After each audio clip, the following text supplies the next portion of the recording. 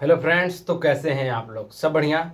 चलिए, हमने class 10th का साइंस में 2 चैप्टर कंप्लीट कर चुका है, लाइट और केमिकल रिएक्शन एंड इक्वेशन। अब नया चैप्टर स्टार्ट करते हैं बायो का। ठीक है, फर्स्ट टर्म हम ज़्यादातर है कि जून तक या जुलाई तक कंप्लीट कर देंगे, फिर उसके बाद गन शॉट आएगा। ठीक है, तो साइंस का पहला चैप्टर है लाइफ प्रोसेस। इसको समझते हैं, बायो मतलब होता क्या है। ठीक है, फिर उसके बाद हम लोग स्टार्ट करेंगे कि हम लोग लाइफ प्रोसेस जो चैप्टर पढ़ने वाले हैं बायोलॉजी में, ये होता क्या है। पहले बायोलॉजी समझिए क्या होता है। What do you mean by biology?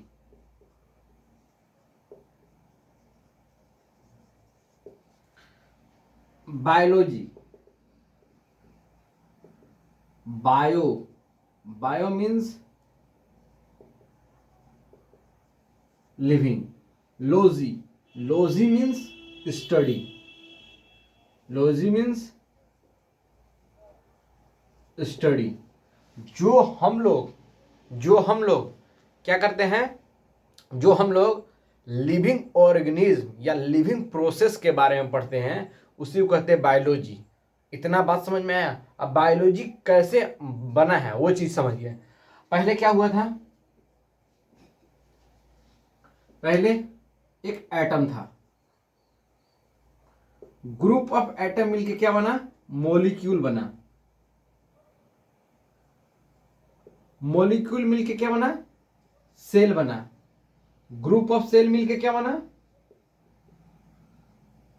Tissue बना। टिश्यू के बाद क्या बना? ऑर्गन बना। फिर ऑर्गन के बाद क्या बना? ऑर्गन सिस्टम बना।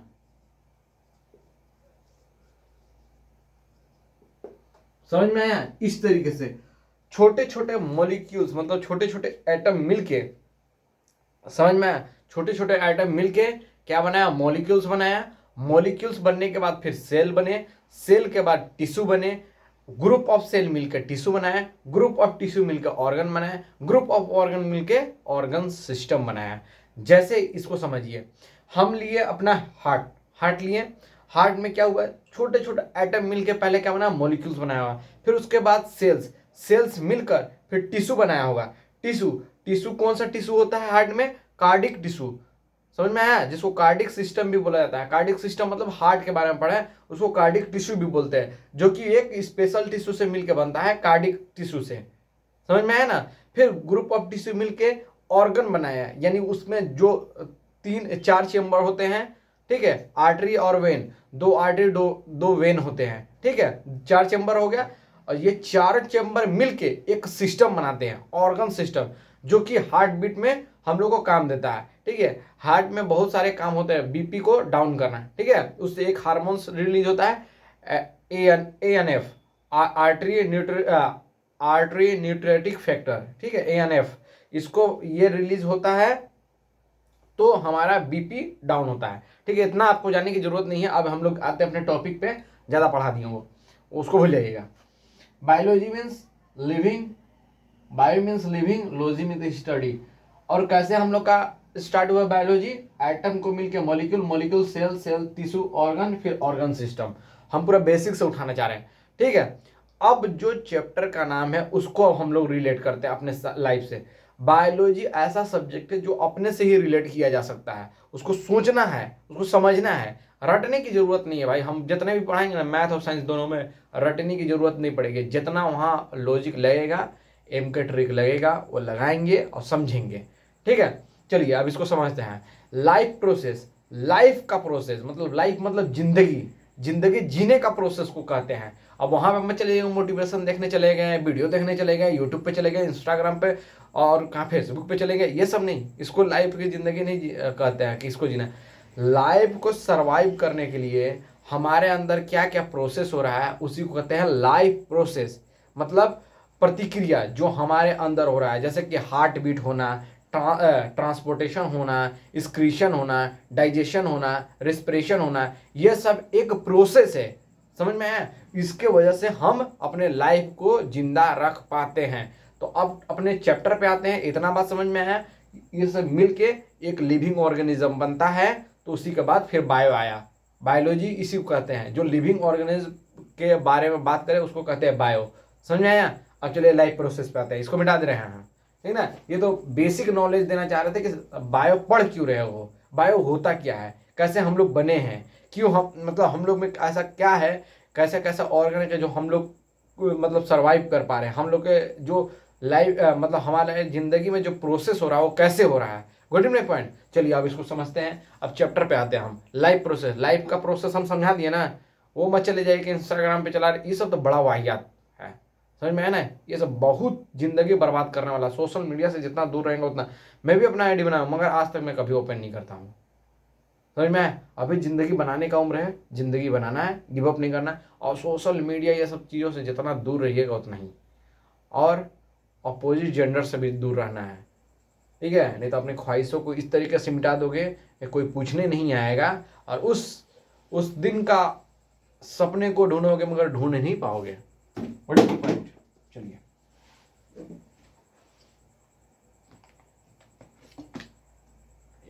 चलिए मिटा रहे हैं इसको, चैप्टर स्टार्ट करते हैं अपना नया चैप्टर नए जोश के साथ। चैप्टर का नाम क्या है भाई?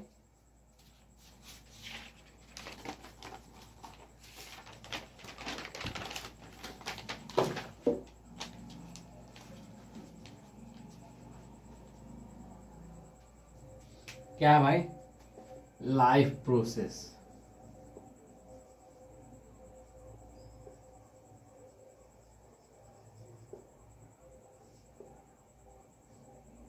ठीक है, बायोलॉजी स्टार्ट कर चुका है। लाइफ प्रोसेस होता क्या है इसके बारे में पहले जानते हैं, ठीक है।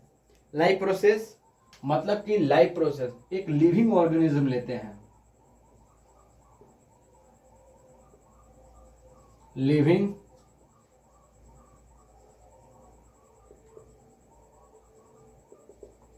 ऑर्गेनिज्म, इसके पास क्या होता है? Living organism have, living organism के पास क्या क्या होता है एकदम अच्छे से समझा रहे हैं। पहले थ्योरी भी पढ़ना जरूरी है क्योंकि आपको लिखना है, वहाँ एग्जामिनेशन रूम में जाएंगे तो आपको लिखना है, वहाँ समझाना नहीं है। तो मैं उसको पहले लिखूंगा फिर समझाऊंगा, समझ में आया ना। लिविंग ऑर्गेनिज्म के पास क्या होता है? हैव सेलुलर, सेलुलर मतलब group of cell, cellular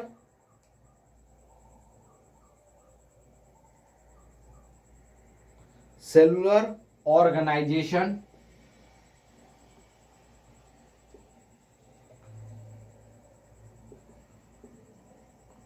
cellular organisation, और क्या? Cellular organisation, metabolism,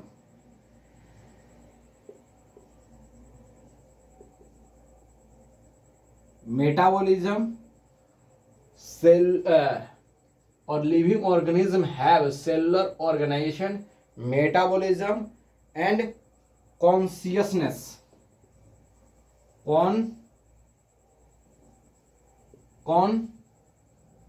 consciousness.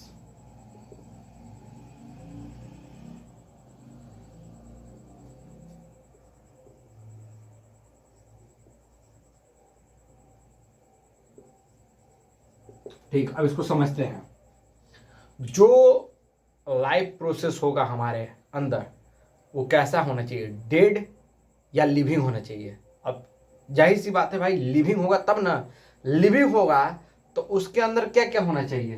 पहला, cellular organization, group of cell मिलके एक ऑर्गन को तैयार करेगा जो प्रोसेस करेगा, जैसे हार्ट हो गया, जैसे लंग्स हो गए, डाइजेस्टिव सिस्टम हो गया, एक्सक्रीशन सिस्टम हो गया, ठीक है। ये सब क्या करेंगे? एक प्रोसेस करेंगे।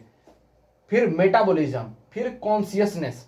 कॉन्शियसनेस मतलब जो काम हो रहा है उसको पता होना चाहिए कि ये काम इतने ही टाइम तक होना चाहिए, ठीक है। डाइजेशन करना है तो डाइजेशन 4 to 5 आवर में कंप्लीट हो जाना चाहिए, जिससे मतलब आदमी दोबारा खाना खा सके, ठीक है। ये नहीं कि 10 घंटे लगा रहा है, 20 घंटे लगा रहा है, दोबारा खाना ही नहीं खा पा रहा है, ठीक है। जैसे हम लोग जाते हैं एक्सक्रीशन, मतलब कि वेस्ट मटेरियल हमारे जो बॉडी से निकलता है वो होना चाहिए, मतलब वेस्ट मटेरियल जो हमारे बॉडी से निकलना है वो भी होना चाहिए, वो भी प्रोसेस में आता है। तो ये नहीं है कि भाई आप खाते जा रहे हो और वेस्ट मटेरियल निकल ही नहीं रहा बॉडी से 10 दिन तक, ठीक है। मेटाबॉलिज्म दो प्रोसेस होता है, एक कैटाबॉलिज्म एक एनाबॉलिज्म। जो कॉम्प्लेक्स सब्सटेंस होते हैं ना, जो हम लोग खाते हैं, उसको छोटे छोटे टुकड़ों में कम करें, उसको कहते हैं कैटाबॉलिज्म। और जो ज़्यादा छोटे छोटे मॉलिक्यूल्स को बड़ा मतलब बिग मॉलिक्यूल्स में कन्वर्ट कर दे, उसको कहते हैं एनाबॉलिज्म। ठीक है। तो मेटाबॉलिज्म जो प्रोसेस होता है सब्सटेंस का हमारे बॉडी के अंदर, उसको कहते हैं मेटाबॉलिज्म। कॉन्शियसनेस मतलब आपको बता दिए कि कोई भी काम होगा हमारे बॉडी में तो उसको पता होना चाहिए कि ये काम इतनी ही देर तक होना चाहिए। ये नहीं कि कंटिन्यूअस चल रहा है तो चल रहा है, डाइजेशन हो रहा है तो खाते जा रहा है, होते जा रहा है, खाते जा रहा है, होते रहा एकदम 24 घंटा। ये नहीं, आपको एक लिमिट तक कि हाँ यार एक खाना खाएं तो वो हमारे 4 से 5 घंटे हमारे बॉडी को एनर्जी दे। किसके फॉर्म में? एटीपी के फॉर्म में। आगे पढ़ेंगे एटीपी क्या होता है। ठीक है।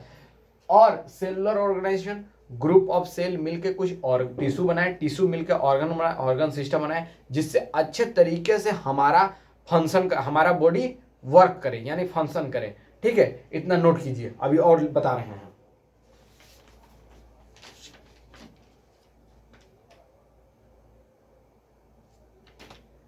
आप एक नोट में लिख लीजिए, defining feature non defining feature क्या होता है, पहले ये समझिए। डिफाइनिंग फीचर और नॉन डिफाइनिंग फीचर, इसको पहले लिख दे रहा हूं।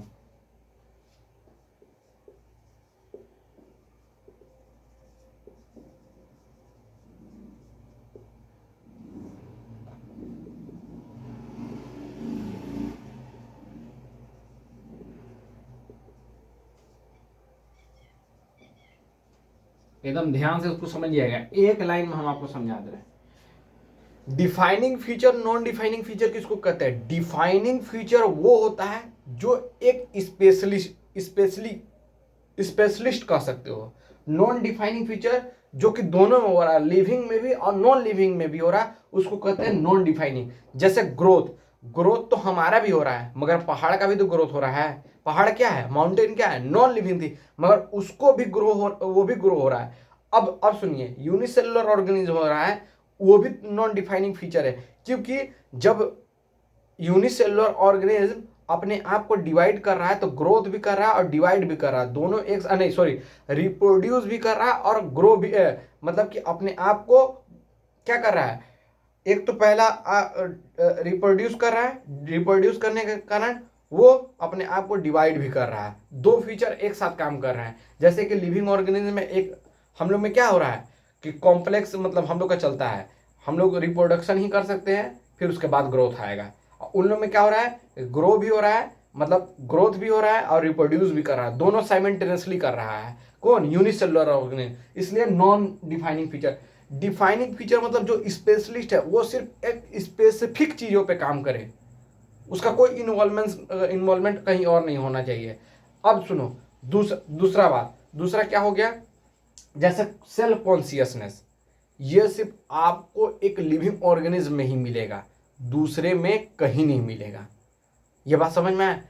जो होता है सेल्फ कॉन्शियसनेस, जो कि पूरे फंक्शन को हमको कैसे वर्क कर रहा है उस पर कॉन्शियस मतलब कि कंट्रोल रखना हो, तो वो सिर्फ लिविंग ऑर्गेनिज्म कर सकता है, नॉन लिविंग ऑर्गेनिज्म नहीं कर सकता है। और एक होता है मेटाबॉलिज्म, जो हमारे अंदर का बॉडी का जो फंक्शन होता है, डाइजेशन, जो कॉम्प्लेक्स मॉलिक्यूल्स को छोटे छोटे मॉलिक्यूल्स में तोड़े या छोटे छोटे मॉलिक्यूल्स को बड़े मॉलिक्यूल्स में करें, उसको कहते हैं डिफाइनिंग फीचर। वो नॉन लिविंग में नहीं पाया जाएगा। दूसरा पॉइंट, दोनों का एग्जाम्पल लिख दे रहे हैं। पहला एग्जांपल क्या हो गया भाई?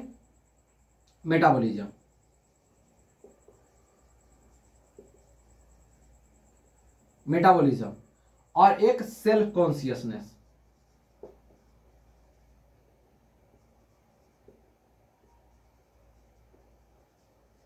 इसमें क्या हो गया भाई? ग्रोथ। ठीक है। दूसरा क्या हो गया? रिप्रोडक्शन। इसमें लिखिए यूनिसेलुलर।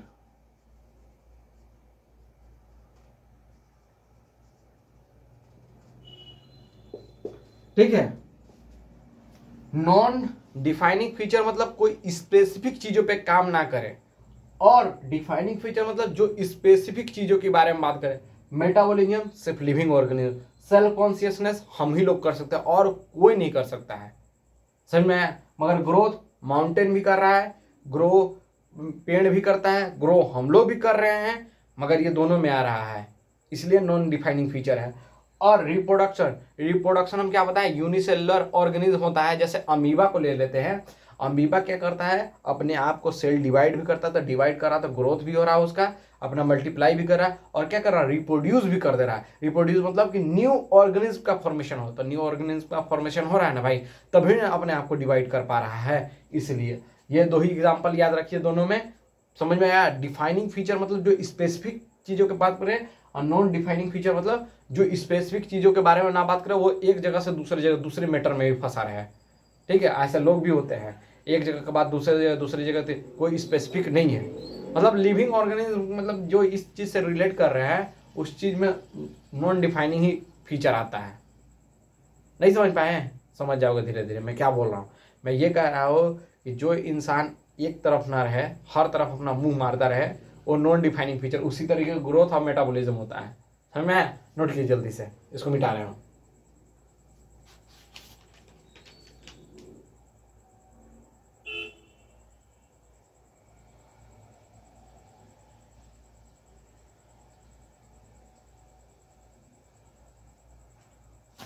ठीक है, अब मिटा दी, इसको मिटा रहा है। बता बोलना चाह रहा है कि एक अच्छा, आप कहोगे सर लिविंग ऑर्गेनिज्म में प्लांट भी आते हैं एंड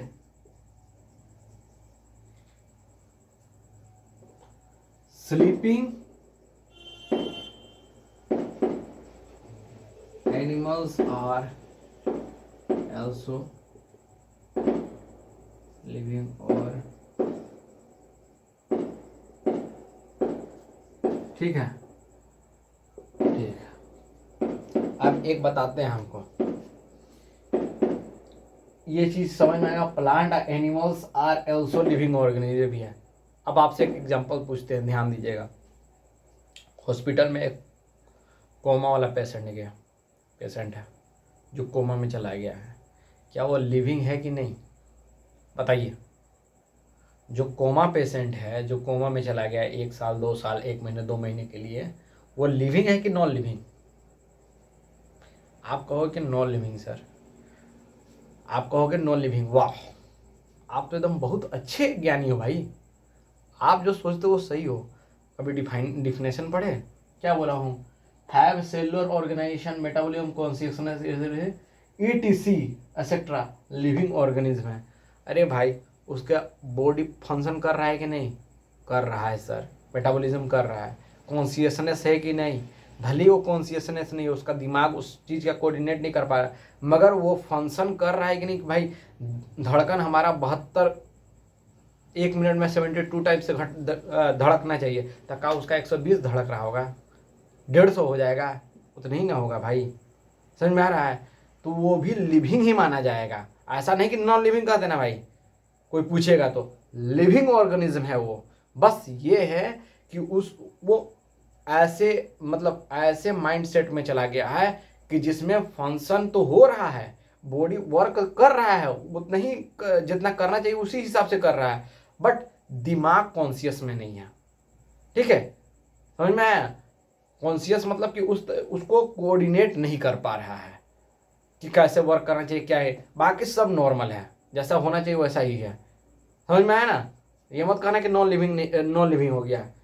यही एग्जाम्पल बता रहे हैं आपको, ये सबसे टफ एग्जाम्पल होता है।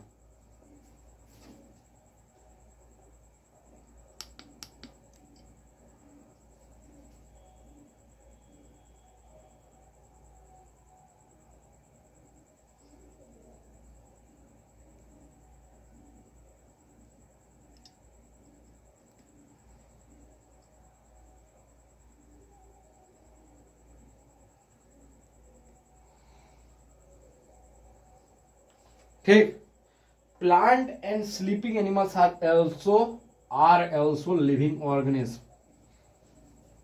I want to say that plant and sleeping animals are also living organism, because both both have metabolism function it at a own place. अपने जगह पे हर कोई मेटाबॉलिज्म फंक्शन कर रहा है। सो रहा है तो क्या उसका बॉडी फंक्शन नहीं कर रहा है भाई? हार्ट बीट काम कर रहा है, डाइजेशन कर रहा है, कितने सांस लेने चाहिए वो रिस्पिरेशन भी कर रहा है, एक्सक्रीशन भी करेगा। तो उसी तरीके एक्सक्रीशन इसमें नहीं हो रहा है, मगर प्लांट भी सांस लेता है। ठीक है, अभी एक आगे पढ़ोगे, आप लोग के बुक में ही दिया है कि क्या प्लांट सांस लेता है, तो कहोगे यस लेता है, और कैसे आगे बताएंगे। समझ गए? इसको नोट कीजिए। इसमें बहुत थ्योरी बेस है, इसलिए हम ज़्यादा एक्सप्लेनेशन दे रहे हैं, लिख नहीं रहे हैं, लिखेंगे भी।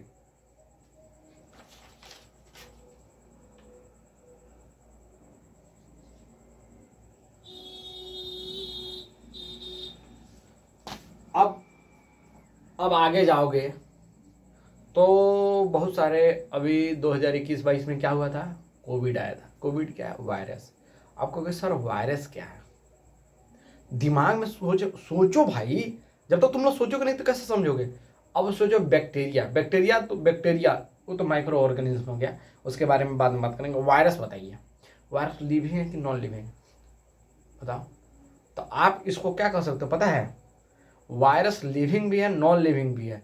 इसको अभी अच्छे से प्रिडिक्ट नहीं किया गया है।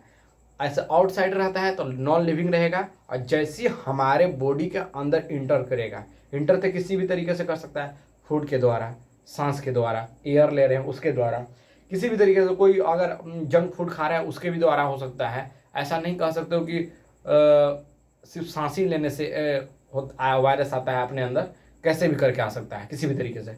ठीक है, तो वायरस क्या है ये बताइए? वायरस क्या हुआ? वायरस क्या हुआ? वायरस एक इंटरकनेक्शन है जिसमें लिविंग और नॉन लिविंग चीज को, मतलब लिविंग और नॉन लिविंग ऑर्गेनिज्म को जोड़ता है। अगर बाहर रहेगा तो हमारा नॉन लिविंग की तरह काम करेगा, जब अंदर आ जाएगा हमारे बॉडी में तो हमारे बॉडी का जो फंक्शन हो रहा है, सॉरी एक मिनट,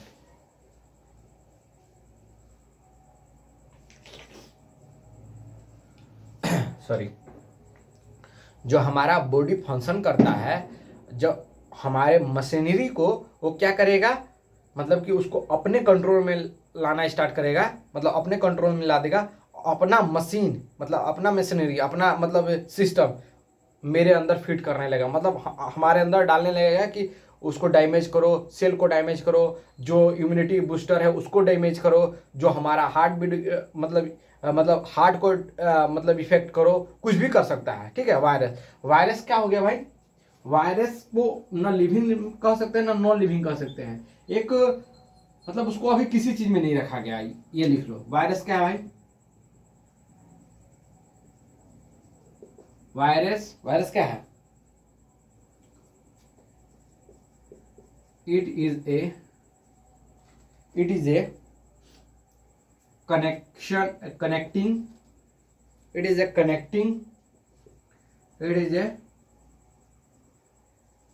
connecting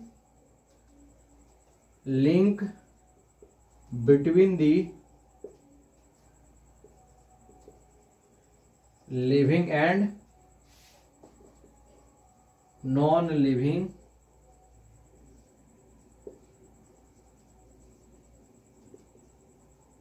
ऑर्गेनिज्म। ठीक है, ये जब शरीर के बाहर रहेगा तो नॉन लिविंग, जब अंदर आएगा तो लिविंग हो जाएगा। तो इसको नॉन लिविंग किसी में नहीं रखा गया है। समझ में? आप अगर आगे पढ़ेंगे 11th-12th में जाएंगे, 11th में अगर साइंस लिए तब बता रहे हैं कि बायो 2 कैटेगरी में बढ़ जाता है, एक बॉटनी एक जूलॉजी। तब हम लोग जब इस चीज़ को पढ़ेंगे ना वायरस, वो हम लोग किस में पढ़ेंगे पता है? दोनों में पढ़ेंगे। ठीक है, मगर हम लोग ज़्यादातर वायरस के बारे में पढ़ेंगे बॉटनी में। ठीक है, क्योंकि इंसान को तो इफेक्ट करता ही है वायरस। वायरस प्लांट को भी इफेक्ट करते हैं। किस तरीके से इफेक्ट करते हैं वो आगे पढ़ेंगे हम लोग, हायर क्लास में जाएंगे ना, तब इस टॉपिक को यहीं पे छोड़ते हैं। ठीक है, इतना समझ गया। Virus it is a connecting link between the living and non living organism. कोई पूछेगा कि ऐसा कोई बताओ जो दोनों को कनेक्ट करता है, तो क्या कहोगे? एक वायरस है। ठीक है, और हम लोग पढ़ लिए लिविंग ऑर्गेनिज्म के ही बारे में पढ़ेंगे। तो अभी तो शुरुआत है यार, अब आगे आगे देखो होता है क्या। ठीक है, अभी तो धीरे धीरे बेसिक चीज बता रहे हैं। इसको नोट कीजिए।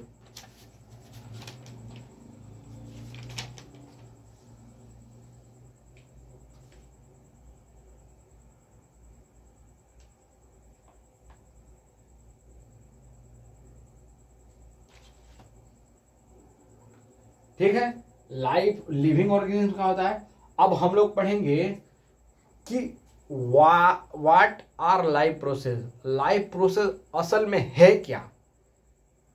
इतना तो जान गए कि हमारे बॉडी के लिए फंक्शन के लिए प्रोसेस जो होता है, मतलब हमारे बॉडी में जो फंक्शन होता है, जो प्रोसेसेस होता है, मेटाबॉलिज्म होता है, कॉन्शियसनेस होता है, उस चीज़ के बारे में बताता है कि ये एक प्रोसेस है, लिविंग ऑर्गेनिज्म का प्रोसेस है। डाइजेशन होना, सांस जो ले रहे हो तो हमारे बॉडी में एनर्जी जो प्रोड्यूस हो रहा है, उस चीज़ को वो प्रोसेस बताता है। ठीक है, मगर उसका बेसिक चीज़ क्या है, मतलब ऐसा हो क्यों रहा है, क्यों जरूरी है, बताइए। व्हाट आर लाइफ प्रोसेस, क्या है लाइफ प्रोसेस, आप लोग बताएंगे। चलिए हम मिटा रहे हैं, तब तक सोचिए आप लोग 1 मिनट।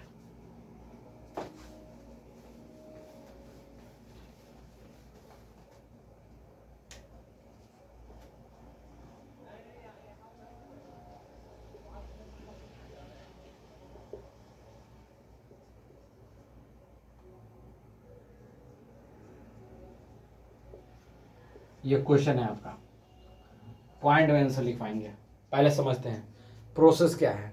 जब हमारा कोई सेल डैमेज होगा, ठीक है, कोई हमारा सेल डैमेज होगा, जब हमको एनर्जी की ज़रूरत पड़ेगी तो ये क्या करेगा, हमको सांस लेगा। जब हम सांस लेते हैं तो हमारे जो मतलब जो हम लोग खाना खाते हैं उसको तोड़ने में मदद करता है। किसके द्वारा टूटता है, सांस जो एयर होता है ना, एयर के द्वारा टूटता है। तो हमारा एटीपी बनता है, जो हमारा सेल डैमेज है उसको रिकवर करने में, रिपेयर करने में मदद करता है।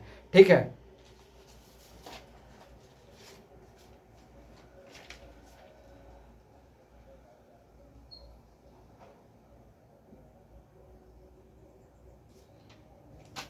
ठीक है, पहला पॉइंट हो गया। दूसरा पॉइंट होता है कि ये जो लाइफ प्रोसेस होता है इसको भी एक जॉब है। जॉब जानना है ना, ये भी एक काम ही कर रहा है। कैसा काम, न्यूट्रिशन, रिस्पिरेशन, एक्सक्रीशन, डाइजेशन, और क्या बोलते हैं, डाइजेशन, और ठीक है, इतना ही चार ही चीज़ पढ़ना है। एक्सक्रीशन, रिस्पिरेशन, डाइजेशन और मेटाबॉलिज्म, ये सब हमारा न्यूट्रिशन, ये सब हमारा एक इसका काम है। इस जो हमारा एनर्जी आता है ना हमारे बॉडी में, ये सब क्या करता है, इस चीज़ को मदद करता है। इसका एक जॉब ही है, समझ लो लाइफ प्रोसेस का। 2 पॉइंट है, दोनों अभी लिख दे रहे हैं, अब इसको समझने की कोशिश कीजिए जल्दी से। 1 मिनट।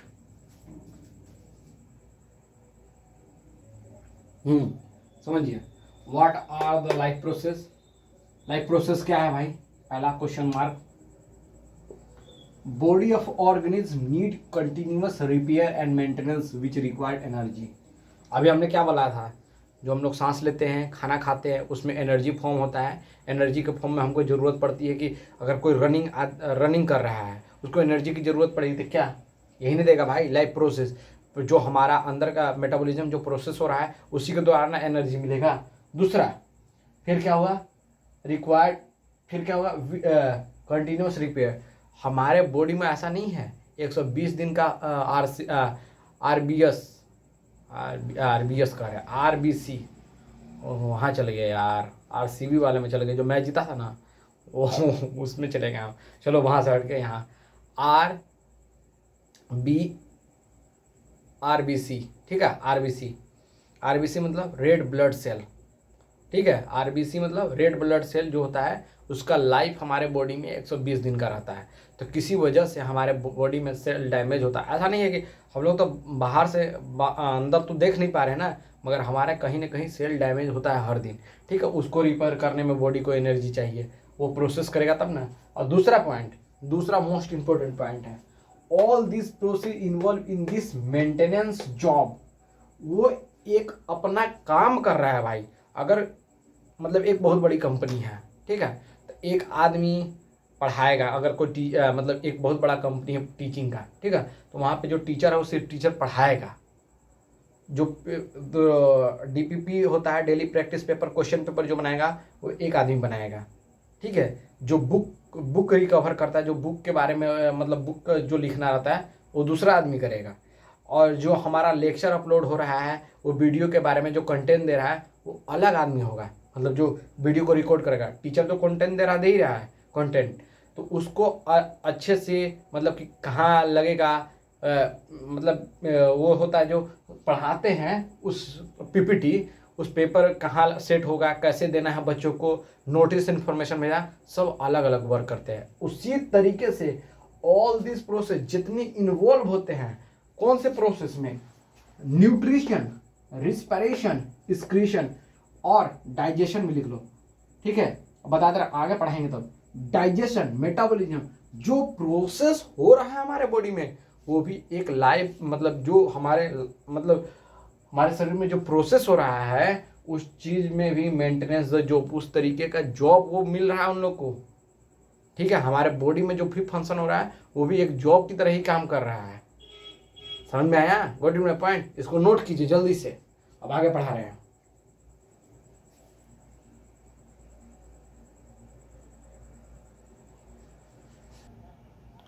ठीक है, इसको मिटा दे रहे हैं। अब हम लोग बहुत ऑर्गेनिज्म कर रहे हैं। ऑर्गेनिज्म है क्या, ठीक है। अब हमको बताइए ऑर्गेनिज्म कितने टाइप के होते हैं। तो आप लोग तो अभी, अरे यार सॉरी, 9th में तो आप लोग पढ़ के आए होंगे ना भाई। कौन सा चैप्टर? एक वो चैप्टर होगा जो टिश्यू वाला, टिश्यू से पहले, हाँ, सेल वाला। सेल वाले में क्या क्या पढ़े, कितने टाइप के होते हैं ऑर्गेनिज्म? बताइए बताइए बताइए, जल्दी बताइए। 2 टाइप के ऑर्गेनिज्म होते हैं, एक यूनिसेलुलर, एक मल्टी सेलुलर।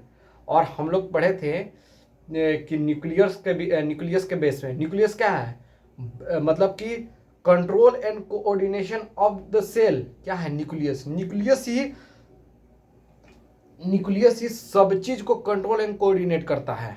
अगर न्यूक्लियस अगर किसी के पास नहीं हो तो वो समझ लो कि ब्रेनलेस हो जाएगा, मतलब कि उसके अंदर कोई कंट्रोल नहीं, उसके अंदर कोई कंट्रोल नहीं, और जहां मन वहां वो जा सकता है, जो मन वो कर सकता है, डैमेज करेगा, बॉडी को डिस्ट्रॉय करेगा। इसीलिए न्यूक्लियस जो भी होता है हमारे बॉडी में, हर सेल के पास न्यूक्लियस है, हर सेल के पास, ठीक है। ये मत सोचिए कि किसी के पास, हर सेल के पास न्यूक्लियस है, चाहे मसल्स हो, चाहे एक्सक्रीशन हो, चाहे डाइजेशन हो, सबके पास अपना न्यूक्लियस है जो कंट्रोल करता है। तो क्या है, nucleus is the brain of the cell, जो कंट्रोल एंड कोऑर्डिनेशन करे। समझ में? सेल का जितना भी फंक्शन होगा वो न्यूक्लियस के ही द्वारा होगा। ऐसे नहीं अपने मन से कुछ भी सेल कोई काम करना पड़ेगा। अगर अपने मन से रैंडम काम कर रहा है तो समझ लो उसका न्यूक्लियस डेड हो गया या डैमेज हो गया, कोई वायरस इन्फेक्ट कर दिया उसको, ठीक है। अब यहाँ पे लिखते हैं ऑर्गेनिज्म कितने टाइप के होते हैं। Types of organism, types of organism, types of organism. पहले सुन लीजिए, हम जो बोल रहे हैं उसको सुनना बहुत जरूरी है, तब आगे बात होगी। ऑर्गेनिज्म क्या होता है? ऑर्गेनिज्म मतलब कि लिविंग जो वर्क हो रहा है उसको कहते हैं ऑर्गेनिज्म। चाहे वो एक सेल से बना हो, चाहे 2 सेल से बना हो, या वो डिफाइनिंग फीचर हो या नॉन डिफाइनिंग फीचर हो, बस वो अपने आप को सरवाइव कर पा रहा है, कोई प्रोसेस कर पा रहा है, तो उसको कहेंगे ऑर्गेनिज्म। बस वो लिविंग होना चाहिए।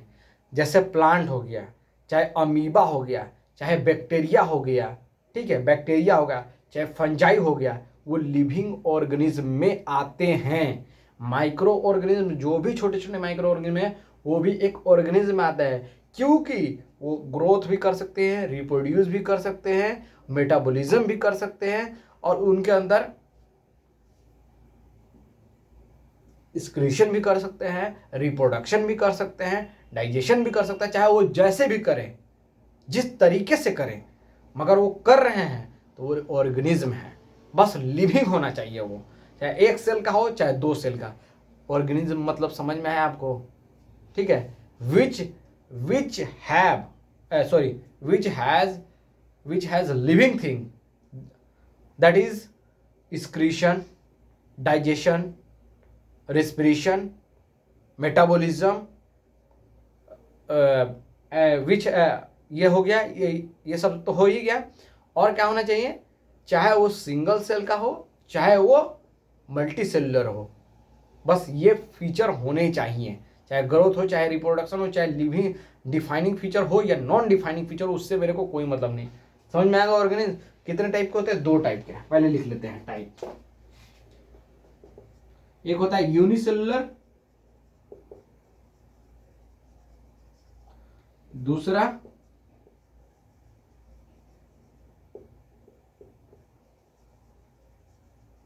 मल्टी सेलुलर,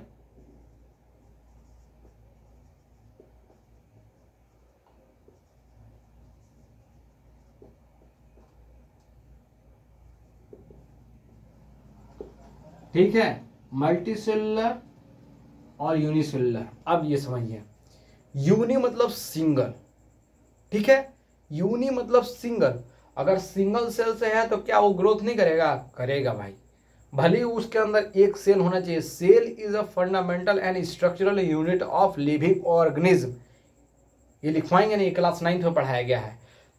सेल क्या है, cell is a basic fundamental and functional unit of life, living organism, ठीक है। लिविंग ऑर्गेनिज्म जो भी रहेगा उसके अंदर सेल होने चाहिए, चाहे एक सेल हो चाहे ज़्यादा सेल हो, ठीक है।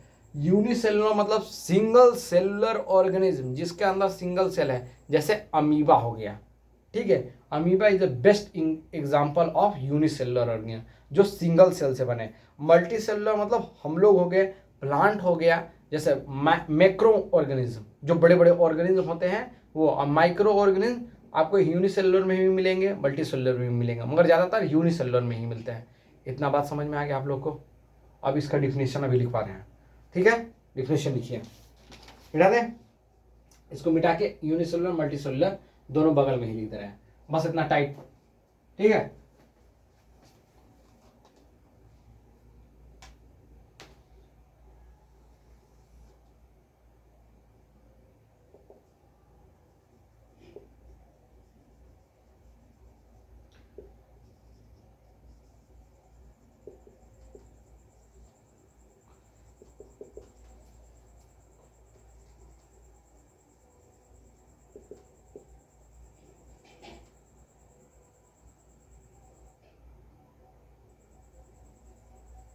मल्टी सेलुलर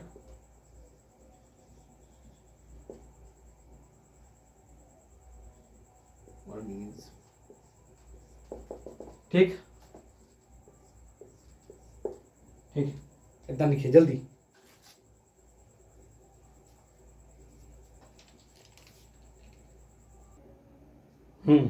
इसको समझते हैं। Organism made up of only single cell, ठीक है। अगर मान लीजिए एग्जांपल में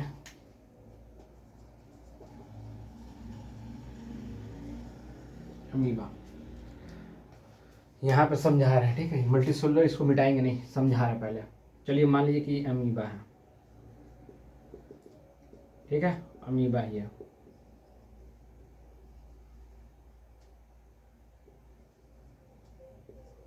ठीक है। अमीबा है, एक सेल से बना है, किस सेल से, सिंगल सेल।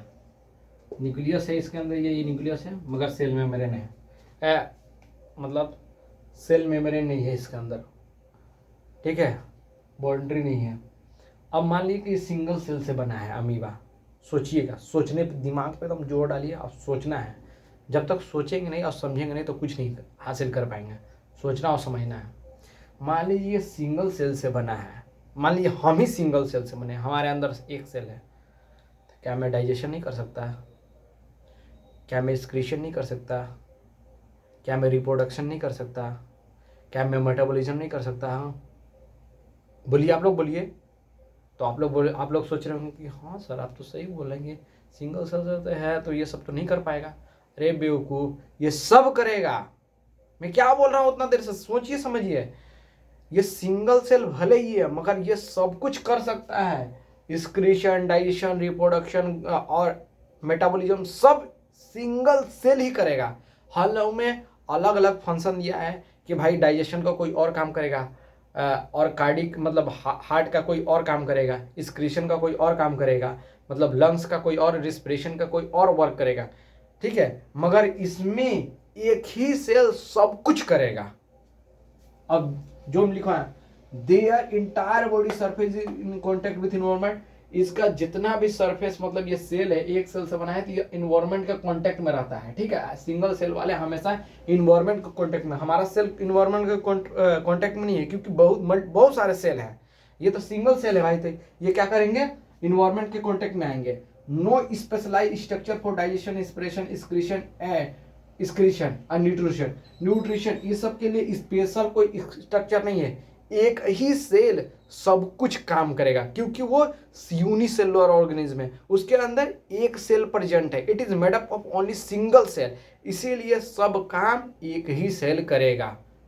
इतना बात समझ में आया, ये दिमाग में घुसा, ये पॉइंट तो आप अपने आप लिख लेंगे कि सर हाँ यूनिसेलुलर मतलब एक सेल से बना हुआ है और इसका जितना भी फंक्शन होगा सब एक ही फंक्शन करेगा, कोई स्पेशलाइज स्ट्रक्चर नहीं है कि हार्ट का कोई और काम करेगा, डाइजेशन का कोई और काम करेगा, रेस्पिरेशन का कोई और काम करेगा, सब एक ही बॉडी काम करेगा। गॉट इन में पाए, इतना बात समझ में आया। अब मल्टी सेलुलर के बारे में लिखते हैं, ठीक है।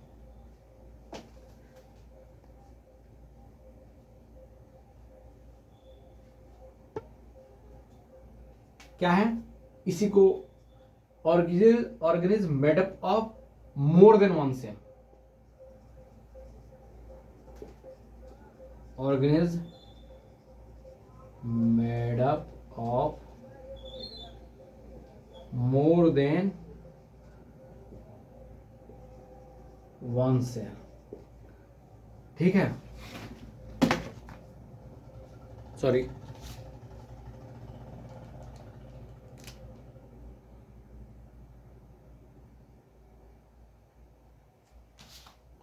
इसका जो सेल है, all cell can't be contact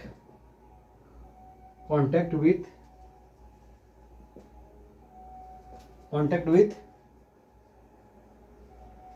environment,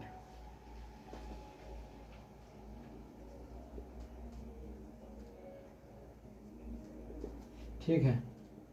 क्या लिख सकते हैं, इसके पास क्या होगा, organism have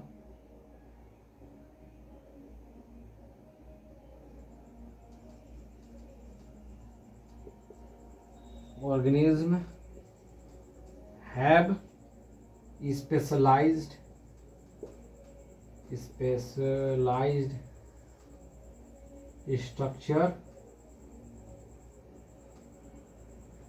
structure for digestion,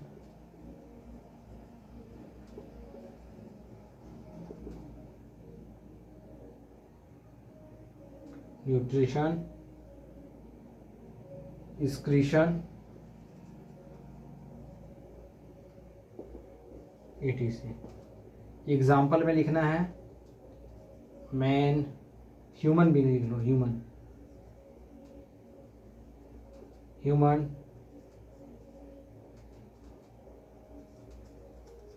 tree, animal,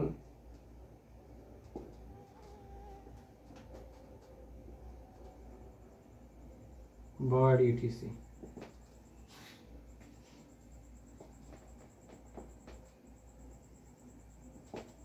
ठीक है, दिख रहा है ना, ठीक, समझ में आया।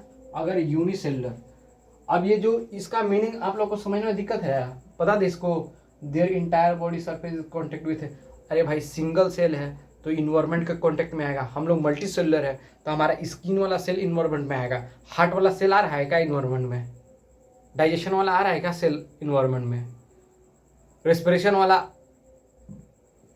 रिस्पिरेशन भी यहाँ पे डाल दीजिएगा, रिस्पिरेशन, ठीक है, वो डाले नहीं है, रिस्पिरेशन वाला क्या सेल आ रहा है क्या इन्वायरमेंट के कांटेक्ट में, नहीं आ रहा है ना, वही चीज़ लिखिए, all the cell can't be contact with environment, environment के कांटेक्ट में ही आता है, स्किन वाला सेल तो आसानी से आएगा, क्योंकि भाई स्किन है कवर्ड वाला, उसको कहते हैं कवर्ड वाला सेल है, हमारे बॉडी को पूरा कवर्ड करके रखा है, ठीक है। और यहाँ ये नो स्पेशलाइज, ये स्पेशलाइज है भाई, हमारे अंदर हर चीज़ के लिए अलग अलग सेल है, मतलब अलग अलग फंक्शन के लिए अलग अलग सेल है। डाइजेशन के लिए अलग है, एक्सक्रीशन के लिए अलग है। देखो आप लोग सोचते हैं कि सर आप मतलब जो भी आपको बोलना होगा, सर भैया जो भी बोलना होगा, आप लोग यही बोलेंगे कि आप शुरू से लेके अभी तक एक्सक्रीशन एक्सप्रेशन यही सब का बात करें। भाई यही सब चैप्टर में ही पढ़ना है, इसको अच्छे से एक्सप्लेनेशन करेंगे। अभी बेसिक चीज़ तो जानो कि हमारा बॉडी किस पे काम करता है, क्यों काम करता है, कैसे काम करता है, और ऐसा हो क्यों रहा है, प्रोसेस क्या है, उस सब चीज़ों के बारे में जानोगे तब ना। अभी हम लोग लिविंग ऑर्गेनिज्म के बारे में पढ़े, फिर ऑर्गेनिज्म के बारे में पढ़े, फिर उसके बाद फिर हम लोग कैसे कैसे हमारा सेल वर्क करता है, हमारा सेल कैसे बना है, पहले एटम, फिर मॉलिक्यूल, फिर टिश्यू, फिर ऑर्गन सिस्टम मिलके बना है। फिर उसके बाद हम लोग पढ़े टाइप्स ऑफ ऑर्गेनिज्म, कितने टाइप के ऑर्गेनिज्म होते हैं, 2 टाइप के, यूनिसेलुलर मल्टीसेलुलर। अरे भाई तो जो भी हम ऑर्गेनिज्म के बारे में पढ़ेंगे तो क्या क्या, यही ना नॉर्मल फंक्शन है, respiration, excretion, digestion, nutrition, metabolism, यही तो फंक्शन है भाई। और क्या फंक्शन है, एक्स्ट्रा को तो फंक्शन नहीं है। जो आपके एनसीईआरटी में देगा वही ना पढ़ाएंगे। तो इस चीज़ को समझने की कोशिश कीजिएगा। यहाँ तक पढ़ा दिए हैं, अब नया टॉपिक होगा हमारा न्यूट्रिशन।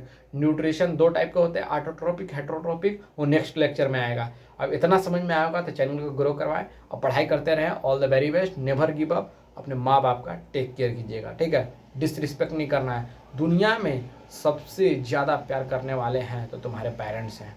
ब्लाइंडली लव होता है वो, ठीक है, ब्लाइंड लव करते हैं तुमसे यार। जब तुम पैदा नहीं हुए थे तो भी तुम्हारे लिए उतना ही प्यार करते थे माँ बाप। व्हाट इज माई पॉइंट, वो तो देखे नहीं हो तुमको कि तुम कैसे होगे, आगे चल के क्या होगे क्या नहीं, और प्यार तो किए थे ना, प्यार तो करते हैं ना, अभी भी करेंगे और आगे भी करते रहेंगे। इसीलिए अपने माँ बाप से कभी चीट मत करना और पढ़ाई करते रहना, अच्छे से पढ़ो।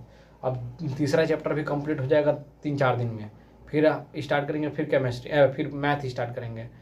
तो जल्दी जल्दी ऐसा सिलेबस कवर हो जाएगा, डोंट वेरी। फिर उसके बाद मैं क्लास 11 भी स्टार्ट करूँगा, 12 भी स्टार्ट करूँगा, 10th 11 12 दोनों पढ़ाऊँगा, मतलब तीनों क्लास पढ़ाऊँगा। डोंट वेरी, बी हैप्पी और पढ़ाई करते रहे। लास्ट बार बोला हो, ऑल द वेरी बेस्ट।